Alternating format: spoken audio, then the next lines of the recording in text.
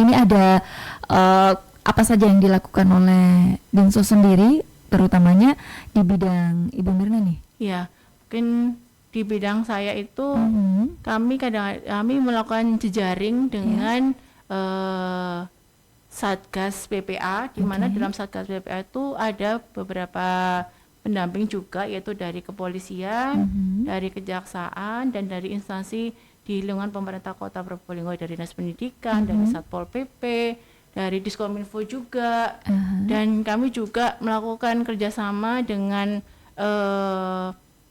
kelurahan maupun kecamatan, yaitu kami menyebutnya mereka PATPM dan Pos Cinta. Kalau nggak salah Pos Cinta itu Pos Curhat Ibu dan Anak. Kalau PATPM apa Mbak?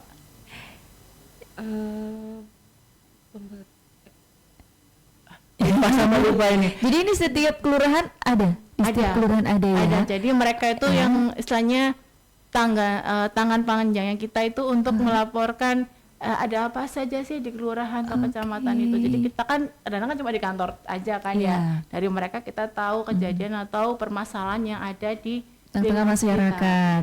Oke, ini selain menjalin hubungan ini apa namanya antar instansi, ini apa lagi ya? Mungkin ada sosialisasi, Bu? Iya, kami hampir setiap tahun dan itu pun ada dana dari pemerintah pusat, yaitu dari Kementerian PPA Perlindungan Perempuan dan Anak untuk memberikan dana kepada kami untuk melakukan pencegahan, terus manajemen kasus, bagaimana cara menangani mereka atau memberikan sosialisasi kepada mereka, terus memberikan pelayanan kepada masyarakat untuk gimana kalau orang yang mengalami kekerasan itu nanti mungkin ada perlu visum, terus habis itu perlu tenaga ahli untuk mendampingi psikolog gitu ya? Ya gitu. Oke, jadi selain menjalin hubungan kerjasama sama lintas instansi, kemudian juga melakukan sosialisasi, kemudian apalagi mungkin meningkatkan kapasitas SDM-nya di masyarakat. Ini tujuannya pada siapa? Tujuannya meningkatkan SDM itu ke masyarakat, ke teman-teman di bidang kami, istilahnya yang concern terhadap perlindungan perempuan dan anak itu.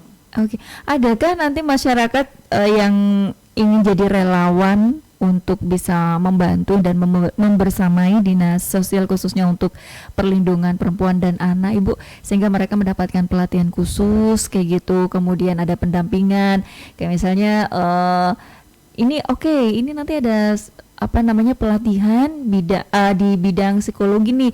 Jadi kalau misalnya ada kasus kekerasan pada anak harusnya seperti ini nanti ditanganinya. Jadi dinas sosial sendiri punya kepanjangan tangan, benar tadi ya, sehingga akan memudahkan masyarakat yang ada di tingkat kelurahan lebih mendapatkan pendampingan secara maksimal. Iya benar seperti itu Mbak. Itu tadi saya kemarin tuh pelatihannya mengundang forum yang PTPM, terus juga kami juga mengundang forum anak, di mana forum anak itu yaitu pelopor dan pelapor. Pelopor dan pelapor ini kalangan anak. Oke. Di tingkat SMP ya, SMP. SMP sekota. Oke. Jadi namanya itu Forum Anak. Forum Anak. Forum Anak itu ada beberapa, ada di kota ada, tingkat kota dan tingkat kecamatan dan kelurahan. Oke. Kemudian tadi kan Ibu mengatakan bahwasannya bidang Ibu itu ini melakukan upaya pencegahan. Iya, pencegahan. Sedangkan untuk masyarakat yang menginginkan adanya konseling, kemudian mau melaporkan sesuatu terkait dengan perlindungan perempuan dan anak. Karena kan kalau perempuan sama anak itu adalah manusia yang lemah kayak gitu ya kan, tapi harus kuat ya. Iya betul, secara harfiah gitu ya. Jadi perlu adanya perlindungan yang ekstra kayak gitu kan. Dan ini adalah hak dari mereka untuk bisa hidup layak, untuk mereka bisa hidup merdeka di bawah tekanan maupun di bawah kekerasan yang mungkin belakangan ini banyak kasus yang mengarah pada kekerasan perempuan bahkan anak. Seperti yang kita ambil kasus yang baru-baru saja ya. Ini adalah kasus seorang babysitter seorang babysitter yang menganiaya anak majikan. Nah, saya pengen mendengarkan bagaimana pendapat Dinas Sosial sendiri terkait dengan hal tersebut, Ibu. Mungkin ya kalau apa ya istilahnya ya, pertama mungkin kita ya saya sendiri mungkin kayak jadi ibu-ibu yang bukan rumah tangga ya, ibu kerja ya, pasti kan apa istilahnya jaga anak nggak mungkin ya, karena kita bekerja, akhirnya kita menitipkan kepada yang kita anggap dia itu sudah layak lah. Nah sehingga ketika terjadi seperti itu loh, kok sampai tega ya. Betul. Ada orang sekitar kita yang malah berbuat kasar lah terhadap anak kita. Nah itu biasanya langsung bisa menghubungi ke UPT PPA. UPT PPA, ya. PPA Perlindungan Perempuan dan Anak. Oke, lokasinya di mana Ibu? Di jalan belakangnya dekatnya Samsat. Jalan Basuki Rahmat ya? Ya, Basuki Rahmat nomor berapa ya? 19 ya? Dekat masjid ya? Dekat masjid. Jadi di sana itu menerima pelayanan pengaduan untuk perlindungan perempuan dan anak gitu. Iya. Okay. Sampai nanti mungkin kalau ada mereka takut untuk pulang ke rumah ketika sudah dianiaya itu, kita juga apa sih yang kamu butuhkan? Coba kita nanti penuhi apa yang sebisa mungkin. Mungkin dia butuh pendampingan, harus melaporkan ke polisi, dia nggak tahu ya, kita coba hubungi sama unit PPA yang ada di kepolisian juga. Oke. Saya pengen tahu nih untuk penanganannya sendiri di PPA, ada yang hadir? Ada. Oke. Permisi Bu. Oke, di powernya dihidupkan dulu. Nah, Mitra Suara Kota nggak hanya Ibu Mirna serta Mbak Danti saja, karena ini pengelola dari PPA, UPT PPA, ini juga hadir Mitra Suara Kota. Mari kita sapa beliau. Assalamualaikum, selamat pagi. Waalaikumsalam, selamat pagi. Oke, dengan Ibu siapa? Dengan Sisilia selaku Kepala UPT PPA. Oke, Bu Sisilia selaku Kepala UPT PPA. Dengan Mas Aswin. Dengan Mas Aswin, oke. Ibu mungkin bisa disampaikan nih terkait sama pelayanan dari UPT PPA sendiri, apa saja sih yang ada di sana selain menerima pengaduan dari masyarakat terkait dengan kekerasan perempuan dan anak, Ibu? Ya, jadi kalau dari kami UPT DPPA Perlindungan Perempuan dan Anak, memang kami memiliki tupoksi untuk memenuhi kebutuhan untuk perlindungan rasa aman dari hak perempuan dan anak, terutama jika terjadi tindak kekerasan. Kekerasan ini tidak hanya fisik saja, tapi juga bisa psikis, bisa juga terkait dengan perdagangan orang, dengan pelecehan seksual dan lain-lain. Jadi memang lingkupnya banyak, tidak hanya fisik saja. Jadi yang pelayanan yang kita berikan selain dari yang pertama tentunya pengaduan. Jadi dasar dari pemberian layanan kami adalah pengaduan, tidak hanya dari masyarakat saja laporannya, tapi juga bisa dari instansi terkait. Misal terjadi bullying di sekolah, kekerasan psikis di sekolah, lalu dari kadang kami menerima pengaduan juga dari kelurahan atau dari puskesmas, lembaga fasilitas kesehatan lainnya. Ini juga seringkali yang terkait dengan kekerasan fisik atau mungkin psikis juga bisa, yang sudah teridentifikasi depresi karena adanya tindak kekerasan berulang yang sudah menahun, dan lembaga-lembaga lainnya. Jadi siapapun bisa melakukan pengaduan. Setelah adanya pengaduan ini nanti akan ditindaklanjuti mulai dari pendampingan. Jadi jika memang dibutuhkan untuk proses, jika kaitannya dengan pidana, maka kami akan mendampingi selama proses mulai dari kepolisian, pengadilan, kejaksaan dan lain-lain. Lalu selain itu ada penjangkauan, ini dalam hal jika yang melaporkan bukan korban langsung. Jika yang melaporkan bukan korban langsung, masyarakat sekitar, ya masyarakat sekitar atau dari kelurahan dan lain-lain, butuh diintervensi secara langsung di lokasi untuk korbannya, kita berikan layanan penjangkauan. Lalu kami juga bisa memberikan layanan terkait dengan rumah perlindungan seperti yang disampaikan Bu Mirna tadi. Jika ada kekerasan, dia merasa terancam, butuh perlindungan, dikejar-kejar shelter dan lain-lain, kami bisa memberikan rumah perlindungan. Rumah perlindungan. Iya, rumah perlindungan atau rumah aman. Oh, Jadi, ada. ya, kami memiliki fasilitas rumah perlindungan atau rumah aman itu bisa kami fasilitasi untuk selama fase tertentu untuk menenangkan diri, untuk menghindari ancaman dan gangguan atau tindakan kekerasan berulang. Ini bisa kami berikan layanan. Lalu yang terakhir juga terkait dengan pemulihan psikis. Jadi trauma healing dari akibat tindak kekerasan tersebut. Ya, ini biasanya kami bermitra dengan tenaga ahli psikolog untuk mengatasi rasa trauma akibat kekerasan yang terjadi. Oke. Itu kembali lagi ke Puspaga juga nanti. Oke, jadi ini ranahnya tuh nggak hanya satu aja, ternyata beruntun gitu ya. Rentetannya. Oke, di ini UPT PPA sendiri hingga saat ini kasus yang terparah atau kasus yang sulit untuk dipecahkan, kasus yang dirasa ini berat deh kasusnya, harus ke ranah hukum, bahkan harus memanggil beberapa orang gitu, ada nggak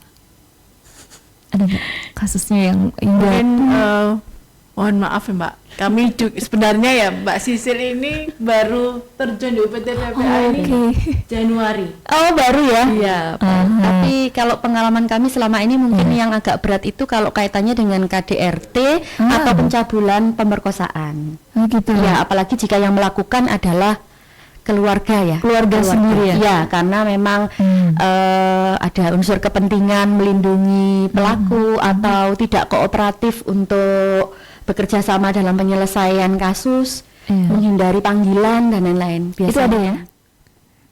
Lumayan banyak ternyata. Lumayan banyak ternyata. Oke, di Kota Probolinggo ternyata banyak juga kasus yang seperti ini. Ternyata memang banyak, harusnya kalau keluarga itu melindungi, ini malah tidak kayak gitu.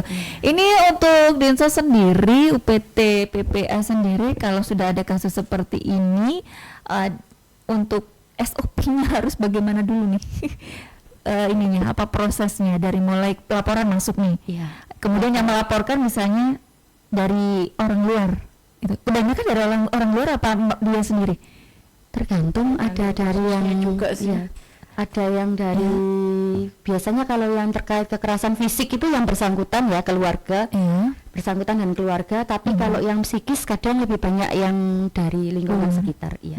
Yang non fisik itu lingkungan sekitar. Oke, selama 2024 ini sudah ada berapa kasus yang seperti itu, Ibu Sisil? Lumayan banyak kalau diestimasi perempuan dan anak kalau digabung di atas 10. Wow, iya, ini masih termasuk besar loh ya? Iya, betul. Makanya perlu meningkatkan kesadaran dari masyarakat untuk menghindari tindak-tindak kekerasan terhadap perempuan dan anak. Nah, ngomong-ngomong terkait dengan hal itu, bagaimana jalan keluar yang bisa dilakukan untuk masyarakat yang mengalami bullying, kemudian pelecehan, kemudian kekerasan. Biasanya kan mereka tuh kadang mau melaporkan aja malu gitu. Ini bagaimana? Mungkin ada yang mau disampaikan pada masyarakat khususnya. Kalau kami mengedukasinya bahwa jangan malu untuk melaporkan, karena bagaimanapun korban berhak mendapatkan keadilan, mendapatkan rasa aman, tidak menimbulkan dampak psikis trauma dari tindak-tindak kekerasan, baik itu fisik ataupun non fisik. Jadi jika memang korban merasa malu, mungkin kesadaran dari lingkungan terdekat untuk melaporkan. Jadi bisa diberikan keadilan, bisa diberikan tindakan pemulihan supaya tidak berdampak. Korban juga bisa menjalani kehidupan seperti biasa. Ya, apalagi jika kasusnya adalah anak. Karena anak itu kan rentan, ada trauma yang terbawa hingga dewasa. Kalau memang malu, jangan khawatir, lingkungan kantor kami agak masuk ke dalam. Jadi memang disetting supaya tidak terlalu terlihat, terekspos. Lalu kerahasiaan korban, pelaku juga sangat kami jaga. Kalau khawatir nanti berhadapan dengan hukum, kami menyediakan layanan pendampingan atas kasus tersebut. Walaupun itu nanti bermasalah dengan harus menjalani proses dengan kepolisian dan pihak yang lain, tetap nanti akan kami dampingi sampai kasusnya selesai. Jadi jangan khawatir untuk melaporkan, untuk menuntut keadilan terhadap permasalahan kekerasan yang terjadi di lingkungan sekitar kita.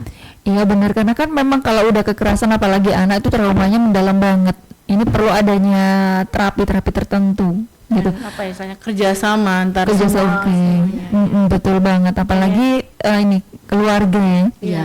Itu dokumen. Apalagi kalau yang Keluarga. sekolah itu kami Sekolah, kadang ya. ya melakukan pendampingan sama guru BK. Tadi kan kayak pelatihannya ya kita kemarin Iya. juga melakukan pelatihan kepada guru BK sekota di Kota Probolinggo ini. Itu salah satu upaya ya untuk bisa mengeluarkan sebuah masalah yang rumit gitu, khususnya untuk kasus-kasus yang sering terjadi di sekolah bullying itu tadi. Itu kemudian adakah kasus yang lebih ekstrim lagi kalau di sekolah biasanya Bu Sisil? Kemarin pernah ya yang di SD SMP 4 ya bullying. Ada yang anak nikah. Iya, pencabulan.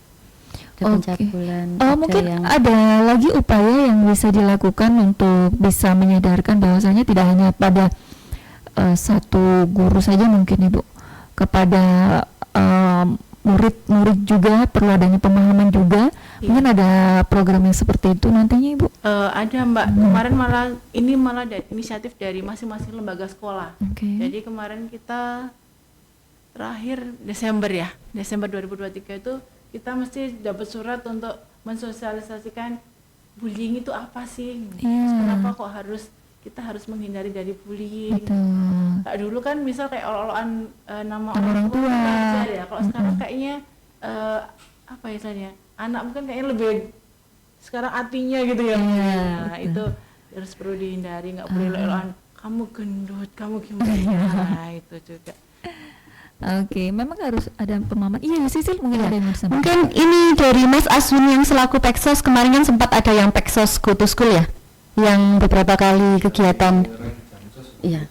Sama yang di SMP kita pernah Mas keliling semua Peksos sama kita kemarin tahun Desember akhir tuh kita sama jejaring yaitu kepolisian, dinas kesehatan, Dinas terus Pendidikan. dinas pendidikan, Kominfo juga, Kemenak. Kita mensosialisasikan kepada SMP Seluruh sekota kota. Probolinggo, malah di SMP 1 itu Pak Kapolres sendiri Oh, sama Pak Kadis, oke. Kepala Dinas Kominfo, Dinas Sosial, Kesehatan semua di sana. Jadi mensosialisasikan gimana caranya kalau kayak kita nih kayak Pak Kapolres tuh saya menjadikan gini tuh harus seperti apa. Kepala Dinas Kominfo juga internet sehat tuh seperti apa. Jadi mungkin anak-anak tuh nggak asal googling yang aneh-aneh gitu. Karena sekali ketik satu kata aja yang keluar banyak. Mbak Yanti sama Mas Sasmin yang sering ke sekolah Oke. kalau dulu kan mungkin pencegahan ya, pencegahan dulu ya itu tanahnya ke Puspaga Mbak, jadi sering kita mendapatkan surat ya untuk melakukan asesmen anak ketika itu ternyata ranahnya masuk pelecehan itu kita alihkan langsung ke UPT PPA. Jadi mereka dulu yang melakukan asesmen Mbak Yanti sama Mas Sasmin, adalah satu lagi dulu Mas Agus itu melakukan asesmen dulu terhadap kasus yang kita terima. Oh ternyata kasus ini nih bukan cuma trauma yang standarnya gini, tapi harus ini sudah masuk ranahnya UPT PPA yang membutuhkan pelayanan terhadap semuanya. Akhirnya kita masukkan ke UPT. Jadi mereka berdua ini lebih Belum karena di lapangan ya. iya. Mungkin monggo dari Mas Aswin atau Mbak Danti Monggo. silakan. Mas Aswin sama Mbak Danti bercerita yang selama ini terjadi nih. Sehingga masyarakat tahu oh ternyata ada kasus seperti ini. Oh harusnya aku lebih peka lagi nih pada masyarakat sekitar. Oh ada kasus yang seperti ini, harusnya aku melapornya kemana gitu. Silakan Mas. Ya. Apa ya? Ya kasus deh. Ya, sebagai contoh itu kemarin ada laporan pengaduan di salah satu sekolah. Dia ada kasus tentang dia minum minuman keras, terus ada indikasi narkoba juga Bu ya. Sama pencabulan juga. Itu Ini yang melaporkan adalah temannya Sekolah. Oh, sekolah. Iya, Oke. Kemudian itu kita lakukan apa penanganan dulu di UPTD PPA. berarti Kemudian dipantau dulu nih anaknya nih. iya, Oke. kita asesmen juga, ternyata dia membutuhkan pemeriksaan psikologis. Jadi kita bawa juga ke Puspaga, karena di Puspaga juga ada psikolog klinisnya, Bu Novi. Jadi untuk masalah pemeriksaan psikologisnya, klien dibawa ke Puspaga untuk penanganan kekerasannya di UPTD PPA. Biasanya memang kebanyakan nih kasus kekerasan biasanya akan melakukan hal yang sama di kemudian hari. Ini yang tidak kita harapkan. Jadi makanya peran serta dari Dinas Sosial sendiri, UPT PPA ini untuk mengatasi hal tersebut memang harus menghilangkan dulu trauma-traumatik yang ada di korban tersebut, sehingga nantinya ke depannya tidak akan terjadi lagi kasus yang seperti ini, kasus yang sama. Biasanya melakukan hal yang sama, gitu ya? Betul. Benar nggak sih Bu Susu? Yang terjadi memang seperti itu ketika ditelusur, terutama yang kekerasan fisik ya. Iya. Yang kekerasan fisik itu memang sebagian besar ya, memang ternyata mereka ada mungkin melihat, mungkin juga mengalami hal yang sama pada saat dari lingkungan terdekatnya, pada saat kecil atau bagaimana, akhirnya itu terbawa. Jadi tanpa sadar memang ketika terjadi masalah, respon pertamanya adalah melakukan tindak kekerasan. Iya. Iya. Ini yang seharusnya tidak ada seperti itu. Yang dilakukan Densa sendiri selain adanya pendampingan, kemudian adanya sosialisasi dan yang lainnya, apa saja nih Bu lagi Bu? Itu kita membentuk jejaring Jejaring nih. lingkup sektor terkait itu Mbak. Ini juga ada dari Permendikbudristek itu kita ada Permendikbudristek nomor 46 tahun 2023 tentang pencegahan penanganan kekerasan di lingkungan satuan pendidikan. Jadi sekarang malah mereka kok kayaknya satuan pendidikan ini banyak yang melakukan kekerasan atau mungkin tanpa sadar atau perlu yang harus dilindungi juga di lingkungan sekolah. Jadi mungkin dari Dinas Pendidikan juga untuk melakukan sosialisasi atau mungkin penanganan lebih intens juga selain dengan dinas sosial itu. Oke, Mbak Danti, kita kembali lagi ya sama ceritanya. Jadi anak sekolah tadi dibawa ke Puspaga untuk dilakukan pemeriksaan psikologi. Oke. Nah, kemudian hasilnya apa nih? Ternyata apa ada histori yang sama atau memang di lingkungan juga seperti itu atau bagaimana? Terus kemudian apa yang dilakukan oleh Dinas Sosial sendiri? Memang dari faktor lingkungan, pergaulan juga keluarga juga ya Mas ya. Keluarga juga berpengaruh memang. Kemudian dari setelah pemeriksaan psikologis itu kita asesmen ulang dengan keluarganya juga. Kita asesmen keluarganya juga. Memang perlu perhatian Bang dari keluarga harusnya untuk korban. Kemudian setelah dari keluarga, kemudian keluarga menyerahkan pada Dinsos atau bagaimana nih? Atau ada, kalau anak-anak kan kalau hukum nggak ini ya, nggak ada ininya ya. Mungkin Mbak, biasanya kita tuh nggak sekali dua kali untuk melakukan pendampingannya tuh. Jadi memang yang disampaikan Mbak Danti itu awalnya laporan dari pihak sekolah bahwa di sana itu ada siswa yang terindikasi yaitu minum minuman keras, terus habis itu ada yang narkoba, sama juga ada kekerasannya. Akhirnya coba pertama kita datangin dulu ke sekolahnya, kita melihat kayak apa sih contoh sama kronologisnya yang terjadi di sekolah. Setelah kita ketemu anaknya, ya aku nggak pengen sekolah. Terus kenalan kayak gitu gimana? Ya sama teman-teman dari sosmed. Oh, miris banget ya. Miris banget. Oke, kita dikenalkan sama media sosial yang notabene itu kasih informasi, tapi informasinya banyak banget, nggak kesaring. Ada yang positif, ada yang negatif. Salah satunya ini dikarenakan tidak adanya mungkin pengawasan dari keluarga, karena kan melatar belakang itu semua adalah situasi dan kondisi ya Ibu ya. Iya betul. Jadi mungkin karena broken home atau mungkin karena kurang adanya perhatian atau yang lainnya. Mungkin ini yang jadi garis bawah kita semua, bahwasanya tetap kalau yang namanya anak-anak butuh adanya bimbingan, pengawasan maupun rasa kasih sayang dan keamanan itu tadi. Sehingga mereka tidak larinya ke sesuatu hal yang negatif gitu. Kemudian lanjut next, untuk kasusnya anak itu tadi kemudian dibawanya kemana? Apa direhabilitasi atau bagaimana? Enggak, sementara ini kita enggak melakukan rehab dulu karena tarafnya masih dia istilahnya kok narkobanya enggak yang minum-minumannya masih Mengenal. iya. Oke. Pertanyaan, kamu kumpul di mana? Di situ, Bu. Ini anak SMP ya? Iya. Oh, Kalau dari Anak SD? ya SD banyak sekarang. Oh, oke. Kaget loh saya. Iya, makanya tuh kemarin kita sempat ngobrol-ngobrol juga. Kita bisa nggak sih dari internet itu ada kayak apa ya, blokir. Kalau ada orang tua ya, kadang kayak saya sendiri mungkin ya nggak tahu ya caranya untuk memblokir jaring yang situs-situs aneh-aneh lah. Mungkin dari apa ya, istilahnya dari jaring dari Diskominfo juga mungkin adanya sosialisasi tentang internet sehat juga Oke. sekolah-sekolah itu. Kita catat ya. Ya,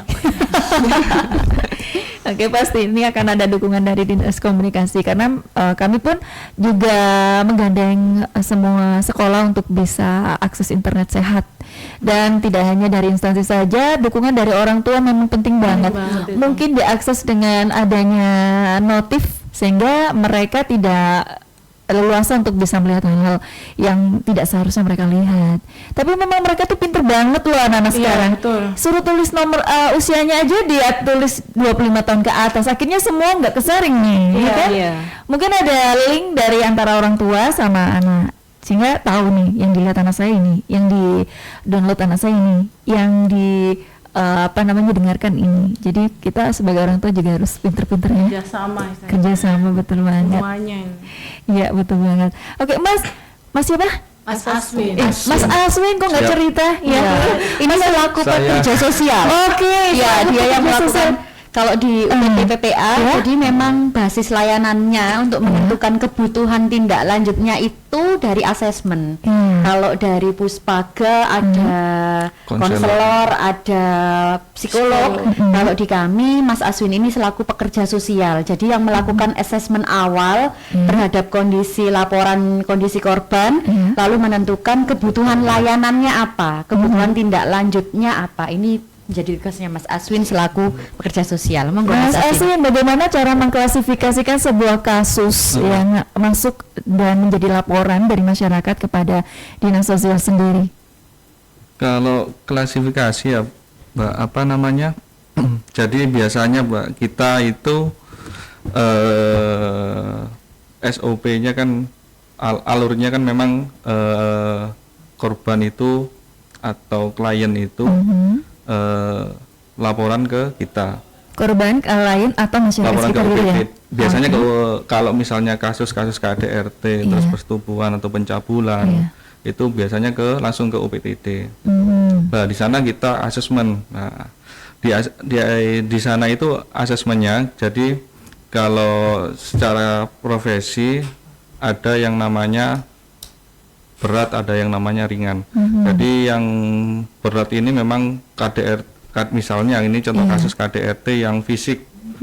Nah, kita biasanya kalau yang fisik ini, Bu, apa namanya Mbak? Yang fisik ini apalagi yang melakukan kan orang ini ya, apa namanya, suaminya ya. Misalnya, Dugaan ya, oke. terlapornya kan suaminya. Jadi biasanya kita asesmennya enggak sekali, 2 kali. Jadi misalnya ketika dia butuh pengamanan, kita rujuk ke rumah aman seperti itu biasanya. Atau enggak kalau misalnya kasus-kasus persetubuhan atau setubu cabul, itu biasanya kita dampingi mulai tahap dari UPTD terus tingkat ke kepolisian. Berarti ada visum juga ya? Ada visum juga kita dampingi termasuk juga ke tingkat kejaksaan maupun ke pengadilan, sampai bahkan ke putusan pengadilan kita dampingi. Oke, sampai usai ini ya. Iya. Sampai benar-benar clear untuk urusannya. Dan juga di profesi kami di pekerja sosial pun ada yang namanya bimbingan lanjut pasca putusan pengadilan. Iya. Jadi ketika putusan pengadilan Sudah keluar nih. menetapkan sudah keluar, kita tetap mendampingi atau melakukan bimbingan lanjutan kepada korban. Iya. Seperti itu. Biasanya kan kalau korban itu Bu, Mbak, biasanya kan ada beberapa korban yang tidak diterima, seperti itu, tidak diterima di lingkungan masyarakatnya. Betul. Nah, kita itu yang mendorong terus mengedukasi Masyarakat keluarga, sekitar. termasuk masyarakat juga, bahwa ini sebagai korban, gitu loh. Jangan dikucilkan. Nah, biasanya kan seperti itu, dikucilkan. Terus juga biasanya kalau misalnya ada korban kasus kekerasan seksual itu dikeluarkan dari sekolah. Nah, itu kita edukasi Sekolah juga. termasuk sekolahnya juga. Luar biasa, bagus banget nih. Ya. Jadi mereka ini sebagai korban ini masih mendapatkan haknya dia untuk bisa terus melanjutkan kehidupan. Jadi nggak ada, karena kalau udah jadi korban kemudian dikucilkan sama masyarakat, jadi bullying, mereka jadi malah iya, jadi menarik diri di tengah-tengah masyarakat, akhirnya dia stres. Nah, ini akan jadi masalah baru gitu. Ini masalah baru dan ranahnya bukan lagi ke PPA lagi nanti ya, ke ini Psikiater. ke UPT yang di Master itu kan akhirnya gitu. Jadi beda lagi kasusnya, nanti akan berkepanjangan. Ini yang tidak kita inginkan gitu. Oke, kemudian jadi ini diklasifikasikannya adalah kasus yang besar sama kasus yang kecil, ringan ya. Jadi kalau kasus yang besar hingga pihak hukum pihak hukum ini turun tangan sampai selesai, sampai terjun lagi ke masyarakat, ini akan mendapatkan hak-hak dia sebagai korban. Kemudian kalau yang ringan, ini sampai mana sih kira-kira? Kalau ringan sih biasanya kita hanya sebatas asesmen, terus pendampingan atau mengedukasi kepada keluarga, cara pola pengasuhannya seperti apa. Biasanya kan memang kalau seperti itu kebanyakan memang dari keluarganya yang bermasalah, seperti itu. Betul.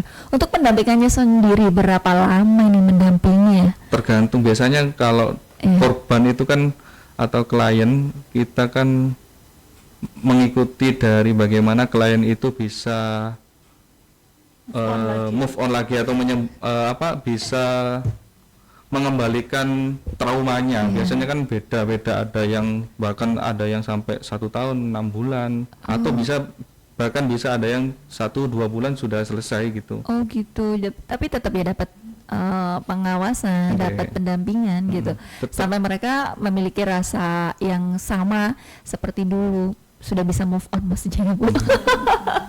Oke, tadi disampaikan rumah aman. Ini lokasinya di mana Ibu Sisil? Itu yang tidak bisa kami sebutkan karena namanya rumah aman ya. Jadi harus memang benar-benar aman. Iya. Di sana untuk saat ini ada berapa orang? Tidak ada. Saat ini kosong. Oh, berarti Jadi tidak selalu ada. tidak selalu ada. Biasanya kalau misalnya kan korban tidak hanya perempuan sama anak. Oh, ini masalahnya Hanya perempuan dan anak-anak saja. Oke, perempuan dan anak-anak. Kalau untuk batas usia anak-anak sendiri yang ditangani, ya, Ibu, 19. Kosong sampai 18 sampai kurang dari 18. Oke, anak-anak termasuk sampai umur 18 tahun ya. Oke, jadi ini yang akan mendapatkan perlindungan nanti, baik secara secara mental, fisiknya juga. Nanti berkaitan sama kesehatan fisik tuh bekerjasamanya dengan dinas kesehatan ya. Kemudian untuk mental bisa dengan psikolog, bisa dengan Dinas pendidikan juga. Oke. kasusnya. Oke, mungkin ada yang mau disampaikan sebelum kita tutup acara ini karena memang waktu yang membatasi kita. Sebenarnya pokok perbincangan kita di pagi hari ini lumayan bagus. Akan tetapi karena waktu ya, Mungkin ada yang mau disampaikan Ibu Sisil terkait dengan materi kita di kesempatan pagi menjelang siang kali ini. Kalau kami hanya menegaskan kembali jangan takut untuk melaporkan tindak kekerasan yang terjadi pada perempuan dan anak, karena dampaknya ini tidak hanya sebulan 2 bulan, akan terbawa terus. Kalau perempuan ini juga pasti, apalagi selaku ibu, istri, ini juga akan mempengaruhi kualitas hidup keluarga, kualitas hidup anak. Pasti juga akan berdampak kepada anak. Karena itu kadang yang bersangkutan merasa baik-baik saja, merasa bisa mengatasi, tapi tidak sadar bahwa secara psikis dia sakit, dia butuh dibantu, dia butuh untuk ditangani agar tidak berdampak kemana-mana. Jadi keluarga, lingkungan sekitar juga perlu lebih peka, perlu lebih peduli, peduli dengan kondisi di sekelilingnya. Jika memang ada yang terjadi permasalahan seperti itu, monggo akan kami fasilitasi. Kalau memang tidak bisa datang langsung, kami yang menjangkau ke lokasi, ke korban juga tidak masalah, agar semua bisa mendapatkan rasa adil dan rasa aman. Oke, kalau mau melaporkan kemana ini Ibu Sisil? Langsung ke kantor UPTD PPA. Kantor UPTD PPA bisa, kemudian Ke dinas sosial bisa, melalui Puspaga pun nanti akan kami filter mana yang masuk ranah Puspaga, mana yang masuk ranah berarti UPT. bisa melalui Radio Suara Kota, nanti kita bantu, 112 pun kalau ada kekerasan bisa. melaporkan ke kami bisa, nanti akan kami tindak lanjuti. Kalau untuk layanan sendiri di UPT PPA dari hari apa sampai hari apa untuk Hari kerja, tetapi ada hotline juga, nanti mungkin di kalau datang ke sana tidak ada nomor kontak person yang kami tampilkan di kantor UPTD PPA. Oke. Intinya kita itu hampir seperti 24 jam, Mbak. Oke. Siapapun boleh melapor, jangan khawatir. Full timer. Tapi ini akan segera ditindaklanjuti juga ya, karena memang urgent kalau sudah hal-hal yang seperti ini. Nggak kenal itu hari libur, nggak kenal itu waktu tidur gitu. Oke, Bu Mira, sebagai closing statement kita. Ya mungkin tadi sampaikan oleh Mbak Sisil, gimana kita masyarakat itu bukan hanya melaporkan dari pihak keluarga, mungkin ketika ada masyarakat yang tahu tentang kejadian yang agak aneh atau seperti apa, tidak segan-segan untuk melaporkan ke Dinas Sosial P3A Kota Probolinggo, ke Radio Suara Kota maupun ke instansi-instansi yang sekiranya bisa untuk mendukung atau melakukan pencegahan terhadap kekerasan terhadap perempuan dan anak.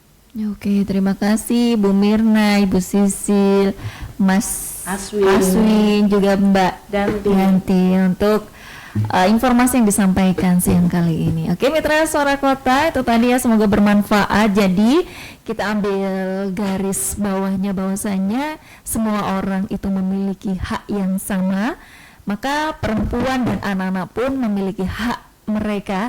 Jadi pastikan ya, perempuan dan anak memiliki rasa aman, rasa tenang, rasa damai sebagaimana mestinya. Jikalau ada sesuatu yang tidak pada tempatnya atau tidak sesuai dengan yang seharusnya, maka tugas kita lah untuk bisa menemani mereka, menyampaikan apa yang menjadi keluh kesah mereka kepada instansi terkait. Kalau memang itu kekerasan, maka bisa datang ke dinas sosial, berkonsultasi dulu sebenarnya ini apa, ada apa, bagaimana yang harus dilakukan ya. Jadi jangan diam saja, jadi manusia atau jadi masyarakat yang peka terhadap lingkungan sekitar. Oke, saatnya saya Vivi juga pamit undur diri dari ruang dengar Anda Mitra Suara Kota. Terima kasih atas kesetiaan juga kebersamaannya. Mohon maaf kalau ada salah-salah kata. Akhir kata, selamat siang, selamat menunaikan ibadah puasa. Wassalamualaikum warahmatullahi wabarakatuh. Waalaikumsalam warahmatullahi wabarakatuh.